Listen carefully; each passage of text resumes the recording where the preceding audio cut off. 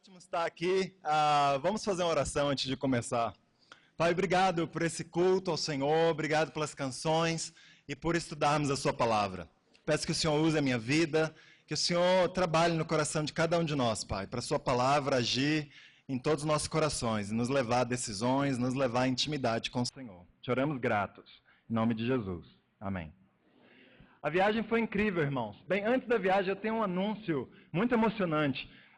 O setor de Osasco se reúne lá em Osasco, mas o proprietário do salão deles pediu o local, e pediu com uma certa urgência. Nas últimas 2 semanas eles têm refletido e conversado sobre para onde ir, e eles decidiram vir aqui para o Butantã. E a gente tem conversado...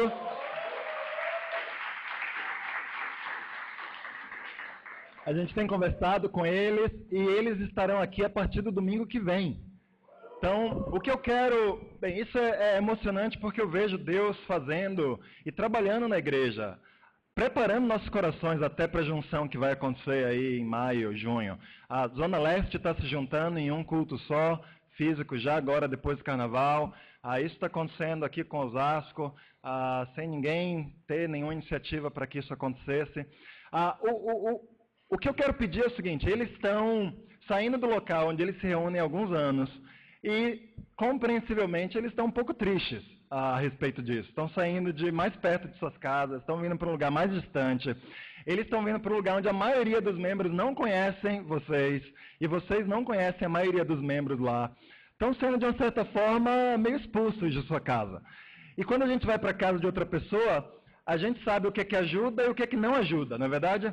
Então, o que eu quero apelar para todos aqui que façamos é que a gente abra o nosso coração para os nossos irmãos de Osasco, que estão chegando domingo que vem.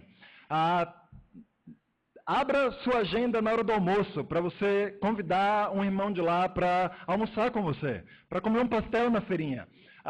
Marque um tempo para ir na casa de alguém, mesmo que você nunca tenha visto essa pessoa. Faça um esforço para...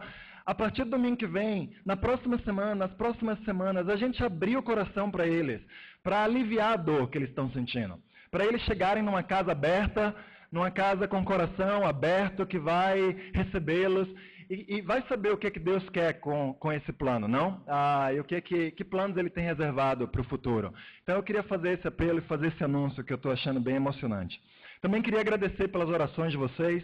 A viagem que fizemos na semana passada foi incrível. Fomos eu e o Héctor daqui de São Paulo, passamos uma semana em Miami, na escola de missões, 5 dias. Depois passamos 2 dias lá em Nova York.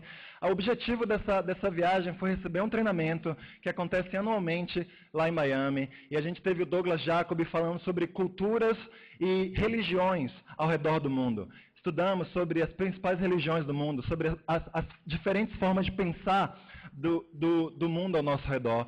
E também tivemos aulas com um irmão chamado Guy Hammond, falando sobre homossexualismo. E explicando a respeito de homossexualismo, explicando como que a igreja deveria estar preparada para reagir e para lidar com essa questão, que hoje é uma questão que cerca cada um de nós. E fazer isso de uma maneira amorosa, de uma maneira espiritual, de uma maneira convicta. Essas aulas, de alguma forma, eu quero tentar fazer chegar a todos, para que a gente, de fato, tenha esse preparo espiritual a respeito desse assunto. A gente foi depois para Nova York para passar um tempo com Jim Brown, vários de vocês conhecem, ele foi um dos missionários aqui em São Paulo, em 87.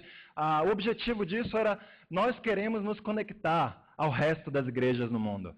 Temos sido super agradecidos pela conexão que temos tido com a igreja do sul da Flórida, onde o João Reus está, a Silvia, o João Porter, a Bárbara, o João Brush, a Pat... E eles têm nos servido, nos ajudado financeiramente ao longo dos anos, mas queremos assumir a responsabilidade que é nossa de São Paulo, de mostrarmos as caras ao redor do mundo, de falarmos, estamos aqui, temos nossos problemas, mas estamos lutando por nossa fé, queremos não só receber ajuda, mas queremos ajudar também outras pessoas, e foi incrível o tempo que passamos lá. Os irmãos de Nova York foi a igreja que enviou a missão a São Paulo, em 87, e eles estavam tão animados de ver 2 irmãos de São Paulo. O fato de sair uma pessoa daqui e ir para outro lugar, para outro país, falar, a gente existe, anima tanto o coração dos irmãos. E eles estavam lá, a gente falou do Alcides e da Leslie, que voltaram, que estão liderando uma igreja em Goiânia. Bem, a Leslie foi batizada em Nova York, havia irmãos lá, a gente foi em uma reunião de líderes de bate-papo com toda a igreja. Irmãos conheciam o Alcides e a Leslie. Irmãos haviam sido liderados por eles, lá em Nova York, e ficaram tão animados, uau, que incrível. Outro líder lá quis saber todas as notícias e do número de discípulos, de igrejas. Eu vou compartilhar com os irmãos, as pessoas não sabem o que está acontecendo lá no Brasil. Eu quero encorajar com isso. Você que tem sido abençoado por Deus com um contra-cheque saudável, sabe, faça o esforço ao longo do ano de ir para outro lugar, de ir para uma conferência de universitários, de casados, de família, de louvor. Mostre a cara para o mundo saber, o mundo de nossas igrejas saber que nós estamos vivos. Isso é muito especial. E nós temos muito para dar aos outros também. Então eu queria encorajar e falar que realmente agradecer a oração de vocês, porque foi uma semana muito poderosa. Vamos lá, Mateus capítulo 5. Hoje nós vamos falar sobre a religião verdadeira. Nós vamos continuar lendo esse sermão poderoso que Jesus pregou em cima de uma montanha, para os seus discípulos e para uma multidão que os cercava. Sabe, quando a gente pensa sobre algo verdadeiro, não bate muito com o que a gente vê ao nosso redor, não? A gente abre os jornais e lê a cada dia notícias e vê nos noticiários que o mundo é cada vez mais artificial. As coisas são cada vez mais falsas. Entre os ricos e os famosos, e agora até na classe média, cirurgias plásticas são o que há. Você faz tudo. O busto, a cintura, a gordura, até os homens aderiram às cirurgias plásticas. No escritório no prédio onde o escritório da igreja está, há vários andares de clínicas de cirurgia plástica. E a gente vai lá ter reuniões e você vê as mulheres entrando, as pessoas entrando todo quebrado, parafusado e cheio de esparadrapo. Na vida esportiva, a gente vê muita falsidade. A gente vê caso atrás de caso de doping e de pessoas tentando burlar as regras. Ano que vem temos Olimpíadas no Brasil, não é verdade? Vão chover os casos de doping e de controle de pessoas tentando burlar. Exemplos de falsidade. No comércio, a pirataria não só atende aos anseios de quem não tem dinheiro para comprar o que gostaria de comprar. A pirataria atende aos anseios de status. Por que será que as pessoas compram uma bolsa Louis Vuitton falsificada? Quanto uma bolsa que não tem o LV lá, custa a mesma coisa, ou até mais barato. Porque o LV dá status. Você tem uma bolsa que é chique, que é reconhecida. Pode não valer nada, mas passa a ideia de que vale. É algo falso. Não vale nada aquilo necessariamente, mas é valorizado entre as pessoas. A gente vive numa sociedade que não só aceita a falsidade e a artificialidade, mas celebra o que é artificial e o que é falso. No entanto, por mais bonitas que pareçam, e por mais prazer que as coisas falsas tragam, o que é falso não tem valor. Na religião da Palestina, na época em que Jesus pisou no solo da terra, a religião para muitas pessoas também tinha virado algo artificial. Também tinha virado algo falso. E nos próximos versículos que a gente vai ler aqui, em Mateus 5,17, Jesus começa a mostrar o caminho da sinceridade e da verdade que deveria marcar a verdadeira religião. Vamos ler em Mateus 5, versículo 17. Não pensem que vim abolir a lei ou os profetas. Não vim abolir, mas cumprir. Digo-lhes a verdade, enquanto existirem céus e terra, de forma alguma desaparecerá da lei a menor letra ou o menor traço, até que tudo se cumpra. Todo aquele que desobedecer a um desses mandamentos, ainda que dos menores, e ensinar os outros a fazerem o mesmo, será chamado menor no reino dos céus. Mas todo aquele que praticar e ensinar estes mandamentos será chamado grande no reino dos céus. Pois eu lhes digo que se a justiça de vocês não for muito superior à dos fariseus e mestres da lei, de modo nenhum entrarão no reino dos céus. Sabe, nesses versículos, Jesus explica conceitos importantes sobre a religião que agrada a Deus. Dois pensadores que viveram nos séculos 3 e 4 depois de Cristo, eles definiram o termo religião como sendo uma religação a Deus. no sentido de que nós éramos ligados quando fomos criados, viemos de Deus, somos criação de Deus, e em algum momento nós nos desviamos. E a religião, então, tem a função de nos ligar de volta a Deus, de nos conectar a Deus. E Jesus aqui define, caracteriza, qual é essa religião que de fato pode nos ligar a Deus. Não a religião falsa, mas a religião que tem poder de verdade, que funciona de verdade. Sabe, a primeira característica que Jesus nos ensina aqui é que a religião verdadeira não muda. No versículo 17, Jesus fala: não pensem que eu vim abolir a lei ou os profetas. Eu não vim abolir, mas cumprir. A lei era especificamente o conjunto dos 5 primeiros livros da Bíblia: Gênesis, Êxodo, Levítico, Números e Deuteronômio. Em termos gerais, ela também é um termo usado para descrever todo o Velho Testamento. E de que forma Jesus veio cumprir a lei e não aboli-la? Bem, Jesus fala: eu vim dar o sentido completo da lei. Eu vim dar o propósito pelo qual a lei existia. Em Romanos 10, versículo 4, a Bíblia ensina que as Escrituras terminam em Cristo. A lei termina em Cristo. Ou seja, o alvo maior da lei era Cristo. A Bíblia também ensina lá em Gálatas que a lei agiu como se fosse nosso tutor, até que chegasse o momento pleno para que Jesus viesse. Nos tempos antigos, o tutor, ele educava a criança até a idade adulta. Ele preparava a criança para a idade adulta, onde ela seria responsável por suas próprias ações. Ele ajudava a criança a formar seus pensamentos, treinava as crianças, as preparavam para a batalha real na vida adulta. E da mesma forma, a lei, o Velho Testamento, preparou o povo de Deus, que tinha os mandamentos, os princípios de Deus, até que chegasse a plenitude dos tempos e Jesus viesse. E tivesse um povo preparado para recebê-lo. Cristo precisou da ajuda da lei para pregar sua mensagem. Ele precisou de um povo preparado pela lei para poder anunciar o Evangelho às pessoas. Jesus não veio abolir os princípios do Velho Testamento, porque esses princípios vêm do próprio Deus. E Deus não pode contradizer a si mesmo. Deus não muda. E a gente vai falar um pouco mais adiante. No versículo 18, Jesus fala: enquanto existirem céus e terra, de forma alguma desaparecerá da lei a menor letra ou menor traço. Os termos traduzidos aqui como a menor letra ou menor traço eram partes dos caracteres, das consonantes lá do hebraico, semelhantes ao pingo do i ou ao trema, que foi abolido do português. Eram caracteres parecidos no hebraico. Interessante que nenhuma palavra corre o risco de ser lida erroneamente se você não botar o pinguinho do i, não é verdade? Na verdade, depois de você passar da segunda, terceira, quarta série, você não fica mais gastando muito tempo em fazer aquela bolinha do i toda bonitinha. Porque você pode escrever um i, todo mundo lê, ninguém vai deixar de entender uma palavra. O trema, então, nem se fala, era tão útil que foi abolido da língua. Porque não se corre o risco de interpretar algo erroneamente por causa da falta do trema. E Jesus aqui está sendo enfático ao dizer, no entanto, nenhuma parte da lei passará, nem o pingo do i, nem o trema vai passar. Por que a lei não vai passar, de acordo com Jesus? Bem, a lei não vai passar porque ela expressa o coração de Deus. Porque ela expressa a vontade de Deus, que não muda. Deus é o mesmo, Jesus é o mesmo ontem, hoje e sempre. Em Tiago 1, versículo 17, fala que o Pai das luzes não muda. Em Malaquias 3, versículo 6, o próprio Deus diz: de fato, eu, o Senhor, não mudo. Os seus ensinamentos não mudam, eles são eternos.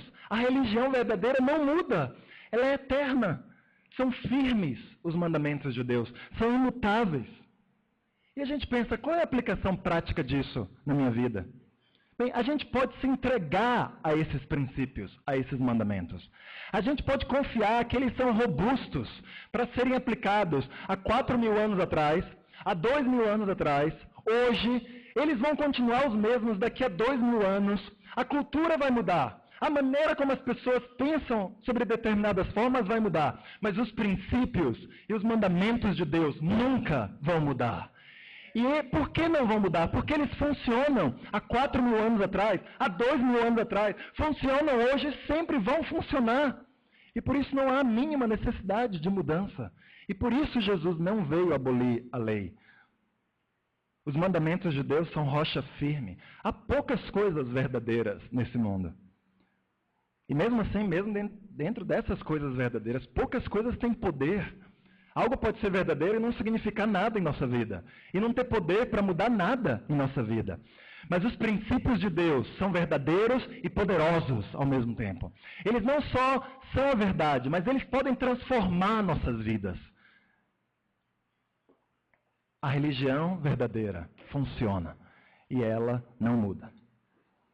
De que outra forma Jesus caracteriza a religião verdadeira? E se você está angustiado um pouquinho, se perguntando como que eu vou obedecer ao Velho Testamento, a gente vai voltar a esse ponto daqui a pouco, tá bom?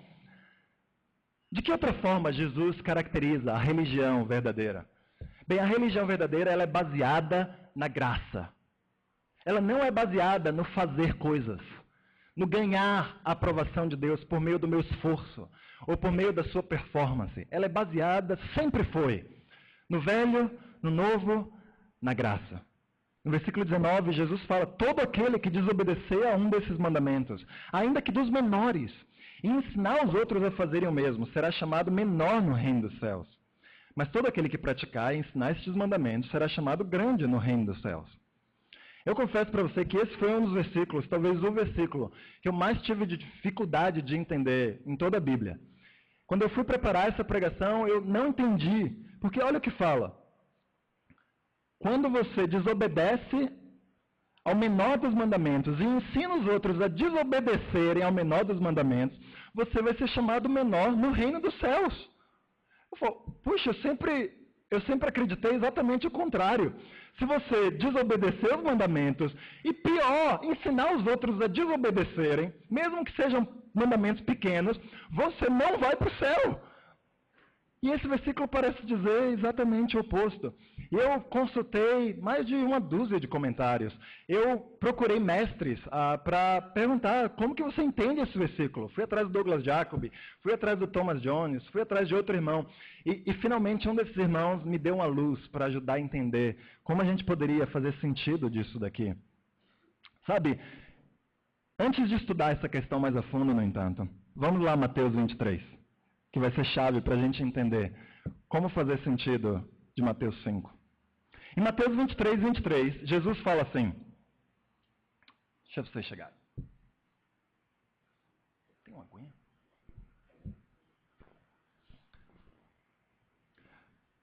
Ai de vocês, mestres da lei e fariseus, hipócritas, vocês dão dízimo da hortelã, do endro e do cominho, mas têm negligenciado os preceitos mais importantes da lei, a justiça, a misericórdia e a fidelidade. Vocês devem praticar estas coisas, sem omitir aquelas. Aqui em Mateus 23, Jesus estava falando com os fariseus. Os fariseus, eles davam dízimo até da hortelã, do endro e do cominho, mas eles negligenciavam as questões mais importantes da lei. Ou seja, Jesus está dizendo claramente aqui que há algumas coisas na lei que são mais importantes do que outras. Há alguns princípios que valem mais aos olhos de Deus do que outros. Isso não quer dizer que partes da Bíblia são irrelevantes. Todas as escrituras vêm de Deus e são inspiradas por Deus. Mas há partes das escrituras que foram todas inspiradas por Deus, que são mais importantes do que outras. É o que Jesus claramente está dizendo aqui. No Velho Testamento apenas, tem 613 mandamentos para a gente obedecer, ou para os israelitas obedecerem na época. E alguns desses mandamentos claramente são mais importantes que os demais. A maioria desses mandamentos não foi repetido no Novo. E a gente vai entender um pouco mais sobre isso. O amor, a justiça, a fidelidade de que Jesus fala aqui são apenas alguns exemplos de alguns grandes temas do Velho Testamento. E uma das maneiras que Deus nos ensina o que é mais importante é que Ele repete as coisas que são mais importantes. Quando a gente vê um mandamento ou um princípio sendo repetido vez após vez, isso é um sinal para nós de que aquilo é mais importante para Deus. Se a gente está falando de uma doutrina, uma teoria, que a gente vê lá um lugar obscuro, olha, por mais que você ache que isso é tão relevante, isso provavelmente não é tão relevante assim. Pelo menos não em comparação com essas outras coisas. Mas é bastante útil entendermos que há princípios mais relevantes do que outros. Porque nós todos somos bem falhos, não? É difícil se concentrar em muita coisa. E se a gente tiver ajuda de, puxa, quais são as coisas mais importantes para eu agradar a Deus? Jesus está fazendo um grande serviço para nós, em nos ajudar a nos concentrar nessas coisas. No entanto, uma coisa é reconhecer o fato de que há princípios mais importantes do que outros. Porque isso ajuda a gente a ser focalizado. Outra coisa é ignorar um mandamento de Deus, por menor que ele seja, porque a gente acha que ele não é importante. Não é isso que Jesus está nos ensinando. Nenhum de nós deveria ter a falta de temor de falar, eu não vou considerar essa parte da Bíblia. Ou eu não vou dar bola para esse princípio, essa escritura, só porque ele não é importante. Na cultura judaica em que Jesus viveu, os mandamentos de Deus eram divididos entre mandamentos pesados e leves, entre mandamentos importantes e mandamentos não importantes. E isso introduz muita aberração na vida de uma pessoa que quer buscar a Deus. Todos os mandamentos de Deus são importantes. Todos os mandamentos de Deus são leves, de acordo com... Podem ser difíceis, mas são leves, se a gente estiver conectado de coração a Deus. E aqui no versículo 23, Jesus ele não poderia ser mais claro. Ele fala, vocês devem praticar essas coisas, as coisas mais importantes, sem negligenciar as que são menos importantes, que é o dízimo do hortelã, do endre e do cominho. Vamos voltar lá para Mateus 5, voltar nosso coração para lá. De volta para a nossa pergunta inicial. Como podem aqueles que não obedecem, mesmo aos menores mandamentos, ensinam os outros a fazerem o mesmo, serem chamados, ou mesmo entrar no reino dos céus? Bem, uma possível explicação para esse versículo de um estudioso é que aqueles que desobedecem aos mandamentos de Deus e ensinam os outros a fazerem o mesmo, seriam chamados de menores pelas pessoas que estavam dentro do reino dos céus.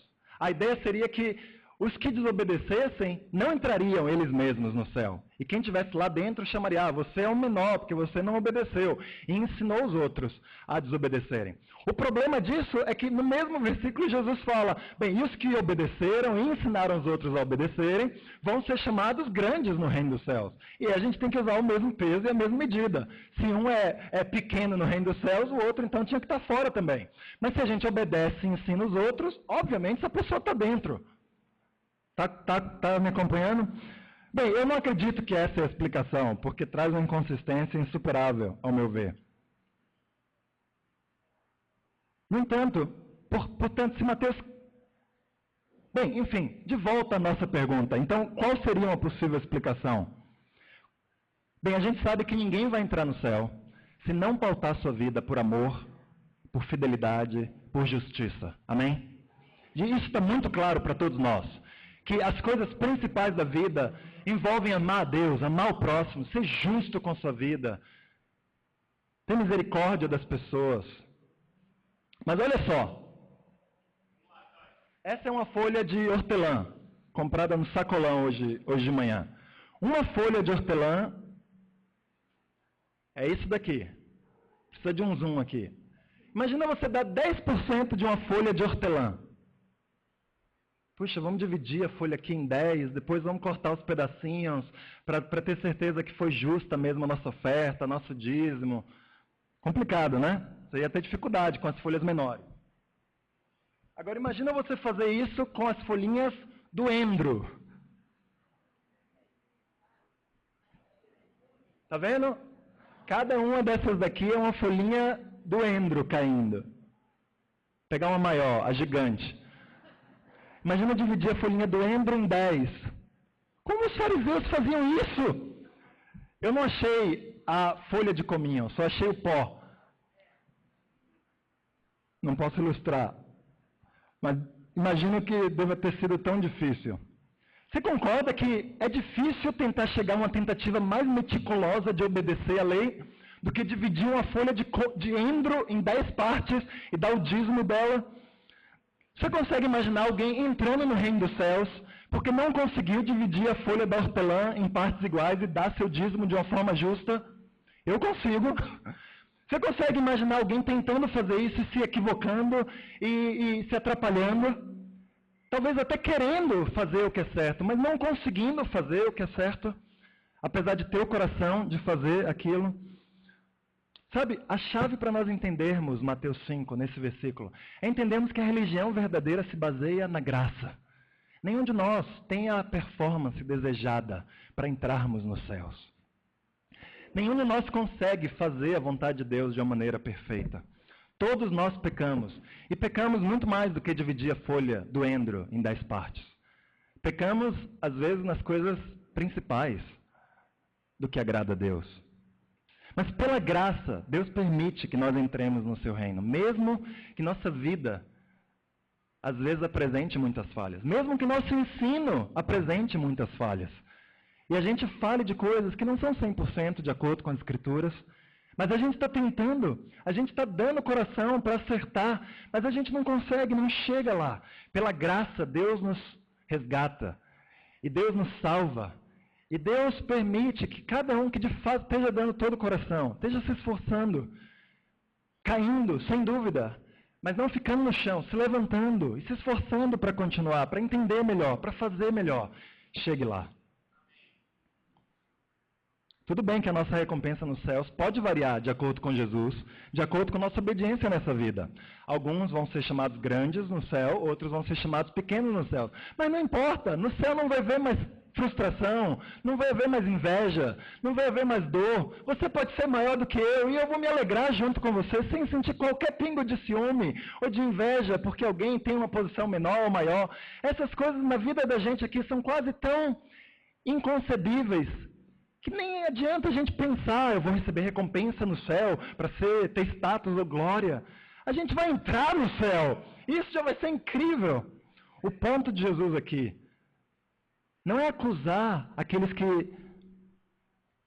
de propósito, desobedecem os mandamentos e ensinam os outros a fazerem o mesmo. Não é isso que Jesus estava querendo dizer. O que Jesus estava querendo dizer aqui é oferecer graça aos que amam a lei de Deus, aos que amam toda a lei de Deus. E querem dar todo o coração para chegar lá, mas falham no caminho. Pisam na bola no caminho. Aí a gente pensa quase que imediatamente, mas e se as pessoas abusarem da graça? Jesus está dando uma entrada, uma porta de entrada para nós lá no céu, mesmo se a gente fizer coisas erradas. E se nós abusarmos da graça? Bem, vamos a Tito 2 ver o que Jesus fala, o que Paulo fala a respeito disso. Deus sabia do risco de abusarmos da graça, mas ele prefere confiar no poder da graça para mudar o coração de uma pessoa, em vez de se focalizar na aparência externa de uma pessoa. Em Tito 2, versículo 11, a Bíblia fala, porque a graça de Deus se manifestou salvadora a todos os homens. Ela nos ensina a renunciar à impiedade e às paixões mundanas, e a viver de maneira sensata, justa e piedosa nesta era presente. Sabe, irmãos, a graça verdadeira, em vez de incentivar a rebeldia, incentiva o arrependimento. A graça verdadeira, em vez de deixar as coisas soltas, ela ajusta as coisas perfeitamente. A graça, em vez de dar liberdade para cada um fazer as coisas do jeito que quiser, sem considerar os outros, ela nos ajuda a considerar os outros mais do que a nós mesmos. A religião verdadeira é baseada na graça. Quanto mais nós conhecemos o amor de Deus por nossas vidas, mais constrangido nós nos tornamos e mais nós desejamos nos aproximar de Deus. E nenhuma outra motivação, a culpa, o medo, ou qualquer outra coisa é mais poderoso do que a gratidão pelo que Jesus fez por nós. E não há nada, irmãos, na igreja que precise de alguém chicoteando um ao outro, ou fazendo outras pessoas se sentirem culpadas. Não há nenhuma necessidade na igreja que deva ser lidada com esses fatores motivadores.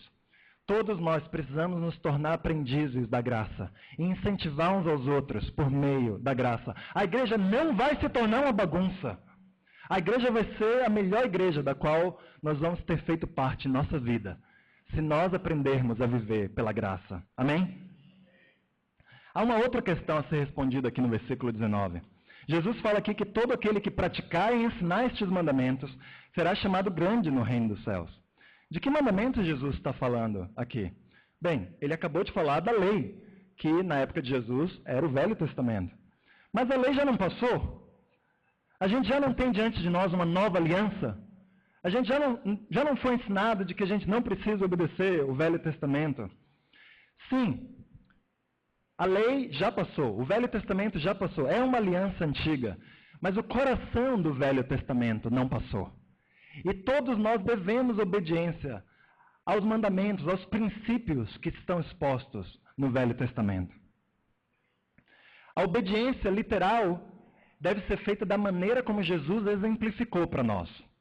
Mas a obediência em espírito e em coração deve ser feita por cada um de nós. Foi o que Jesus fez, honrou a lei de Deus e a cumpriu perfeitamente.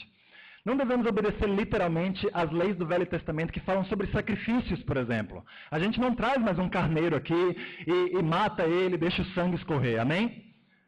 Não tem nem mais um templo para fazer isso. Mas a gente deve oferecer nosso corpo como sacrifício vivo. Porque o sacrifício de uma pessoa continua valendo muito aos olhos de Deus.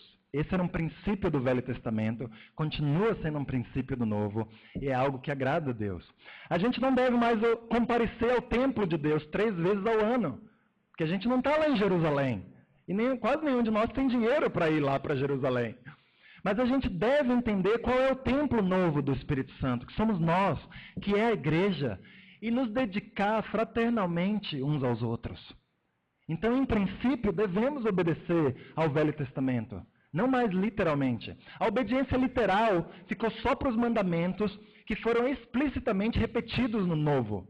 A esses nós devemos obediência literal. Amar os outros como nós amamos a nós mesmos. Estava no Velho, está no Novo. A gente precisa obedecer a isso. Em princípio, tudo que ficou no Novo e que não foi repetido no Velho, mas expressa o coração de Deus. E o coração de Deus não muda. O coração de Deus continua sendo que nós vivamos uma religião eterna, com princípios infalíveis.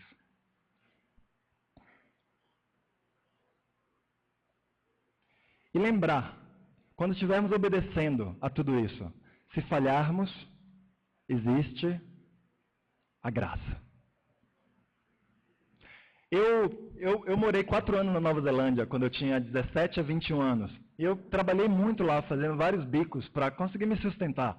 E um dos bicos que eu fazia era pintar. Eu virei pintor de casa. E uma das casas que eu ia pintar, pagava muito bem, era tipo assim, $100 por sábado trabalhado. Puxa, como o Marcos nos ensinou, o universitário vendo latim, sem dinheiro, $100 era uma fortuna para mim lá. Então eu ia pintar essa casa. O problema dessa casa é que ela ficava num barranco, que tinha assim uns 2 metros entre a casa e o barranco. E ela era muito alta, ela tinha 3 andares e tinha uma escada, sei lá, de 8, 10 metros. E eu tinha que subir nessa escada, eu não podia inclinar muito ela, porque só tinha 2 metros. Então eu botava ela ali a 1 metro, eu falei, puxa, caí no barranco ou caí da escada. E aí eu tinha que subir até lá o fim. E nos dias que ventava mais, a cidade que eu vivi era chamada a capital do vento, lá da Oceania. Ventava muito lá. Aquela escada tremia, e às vezes a escada começava a balançar, eu falava, é hoje. Eu continuava voltando, porque eu precisava do dinheiro, mas dava muito medo trabalhar no alto daquela escada. Se eu tivesse um pouco de segurança, de falar, puxa, eu vou dar o meu melhor, eu vou ser cuidadoso, eu vou subir aqui, eu vou tentar não cair, mas se eu cair, eu não vou morrer. Se eu tivesse uma segurança assim, eu ia ter feito um trabalho tão melhor ao pintar aquela casa. A graça é essa segurança. A graça é a rede protetora, que fala, dê o seu melhor para não cair. Não seja tolo. Mas se você cair, você não vai morrer. A graça vai te proteger. Você vai ter uma nova chance de subir. Você não precisa viver com medo. A vida cristã não foi feita para vivermos com medo, irmãos. Não foi feita para ficarmos pensando, ai meu Deus, hoje eu não posso pecar, eu não tenho que pecar, eu não consigo vencer aquele pecado. A graça foi feita para nos ajudar a viver nossa vida confiantes, certos de que Deus nos ama, de que não são nossos pecados, nossas fraquezas que mudam a opinião de Deus a nosso respeito, de que sim, falhamos, vamos falhar, mas Deus nos ama, Deus nos perdoa, Deus nos ensina, Ele nos disciplina, Ele quer nos ajudar a vencer, mas Ele não vai desistir de nós quando falharmos. Essa é a beleza da graça. Por fim, para concluirmos, a religião verdadeira, ela aponta para o coração de Deus. No versículo 20, A Bíblia fala, de Mateus 5, pois eu lhes digo que se a justiça de vocês não for muito superior dos fariseus e mestres da lei, de modo nenhum entrarão no reino dos céus.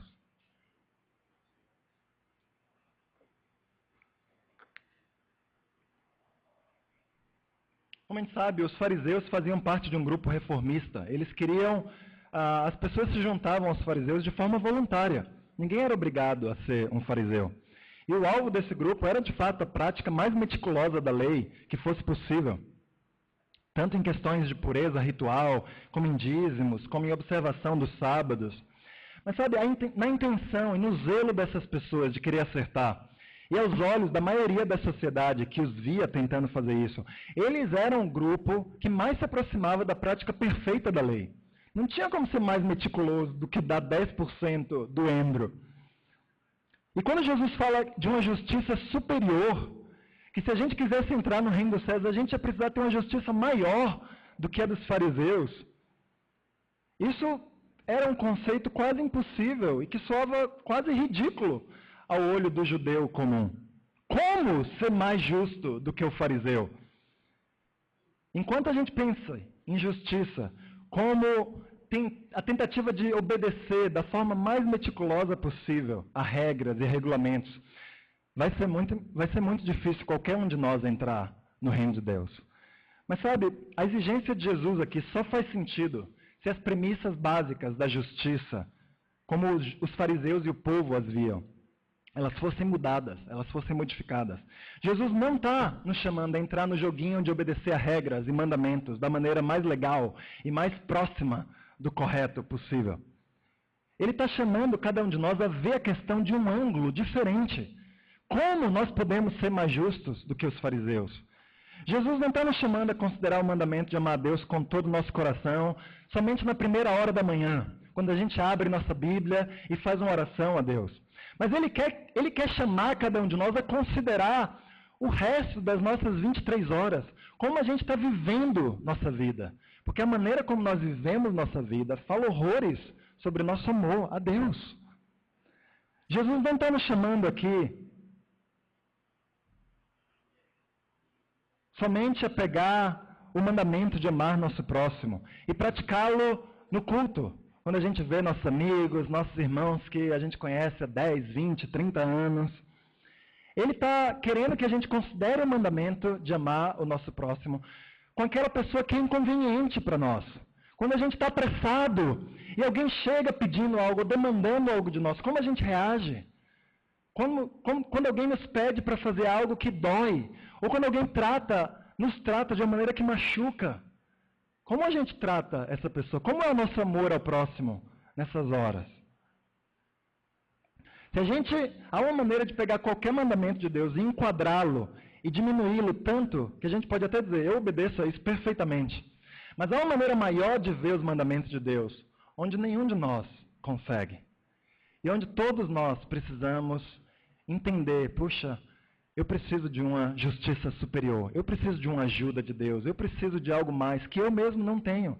Eu preciso de graça, eu preciso de misericórdia de Deus. E por isso eu posso estender isso aos outros também. Se quisermos ter essa justiça muito superior dos fariseus mestres da lei, a gente precisa considerar o coração de Deus por trás dos mandamentos. Quando a gente lê Efésios 5:10, aprendam a discernir o que é agradável ao Senhor. Sabe, o perigo dos fariseus naquela época e hoje é que a gente pode obedecer a forma externa de muitos mandamentos sem ter o coração que agrada a Deus ao obedecer. A gente pode ler a Bíblia sem considerar o que a gente vai praticar durante o dia. A gente pode orar e não meditar nas características de Deus. E sair da oração mais ansioso até do que a gente entrou, sem ter paz. A gente pode vir à igreja para receber e não para dar. Enquanto que Deus uniu a igreja para que a gente pudesse dar uns para os outros, para encorajar uns aos outros. A gente pode obedecer aos mandamentos somente quando a gente tem uma plateia humana ao nosso redor. E não considerar que Jesus está sempre diante de nós. Ele prometeu que sempre nos acompanharia. Sempre temos uma plateia verdadeira a quem agradar. Precisamos ser uma igreja composta de discípulos que querem fazer a vontade de Deus. Que querem ver Deus diante de si. E querem viver essa vida, custe o que custar. E desagrade a quem desagradar, mesmo dentro da igreja. Discípulos que vão ficar firmes quando ninguém mais ficar firmes. Que vão fazer o que acreditam que deve ser feito, mesmo que todos tenham abandonado o que deve ser feito. Que vai ler sua Bíblia, que vai orar a Deus, independente de alguém aqui no púlpito nos chamar ou nos inspirar a ler a Bíblia e a orar. Porque isso é o certo, isso é o que agrada a Deus. Que vai aparecer nos cultos, que vai estar nos bate-papos, que vai às devocionais, que vai às parcerias de oração, independente de quem vai estar lá. Porque nosso compromisso é com Deus. Nossa devoção é a Deus. Porque queremos fazer o que é valoroso para Deus. Porque a gente quer agradar a Deus e ouvir dele muito bem, muito bom, servo bom e fiel. E ser recebido no seu abraço. Irmãos, eu pergunto a cada um de nós hoje aqui, a nossa religião tem sido verdadeira? Nós temos examinado nosso coração e buscado agradar a Deus com todas as nossas forças, a cada dia da nossa vida. Essa é uma pergunta que todos nós precisamos fazer, de tempos em tempos, no nosso caminhar. Eu tenho verdadeiramente andado com Deus. Uma justiça, se a gente fizer isso, que vai ser superior à dos fariseus e à dos mestres da lei. Quem assistiu aquele filme, eu vou entregar minha idade aqui, aquele filme Rain Man, de 88. Você não precisa levantar a mão, para você não entregar a sua idade. Mas ele narra a história de um especialista autista com um cérebro que era muito acima da média. O cara, ele lia listas de telefone e ele decorava os nomes e os telefones de todo mundo que ele lesse naquela lista. E é um filme inspirado em fatos reais. Esse homem, de fato, existe na vida real. O nome dele é Kim. Bem, na época, há 4 anos atrás, ele existia. Não sei se ele ainda existe. Mas ele é um especialista autista diferente dos demais. Ele tem um especialista típico, ele tem um conhecimento extraordinário em mais ou menos 2 ou 3 áreas. Kim é especialista em pelo menos 15 áreas. Os estudiosos consideram ele uma das mentes mais brilhantes que já existiram. Ele tem memória completa de 9.000 livros. Completa assim, palavra por palavra. Cada um dos seus olhos pode ler uma página diferente e gravar toda a palavra na página. Para sempre. Uma vez Kim estava assistindo uma peça de William Shakespeare, e quando a peça estava perto de terminar, Kim se levantou e começou a gritar para o ator: "Pare, pare, pare!" O que aconteceu foi que o ator pulou a penúltima frase do script original de Shakespeare. E o ator depois se desculpou, falou: "Pô, a última e a penúltima frase eram tão parecidas que eu não achei que importaria se eu pulasse." E aí Kim respondeu para ele: "Bem, se era importante para William Shakespeare, deveria ser importante para você também." Irmãos, se há algo importante para Deus, que nós tenhamos o coração de que isso seja importante para nós também. Amém? Que nossa religião seja eterna. Que a gente nunca mude no que a gente acredita, nos princípios que a gente pratica. Que nossa religião seja baseada na graça e não em regras. Que nossa religião aponte para o coração verdadeiro de Deus e não para a obediência externa a mandamentos. Pois esses são o sentido, de acordo com Jesus, da religião verdadeira. Obrigado, irmãos. Vamos cantar uma música.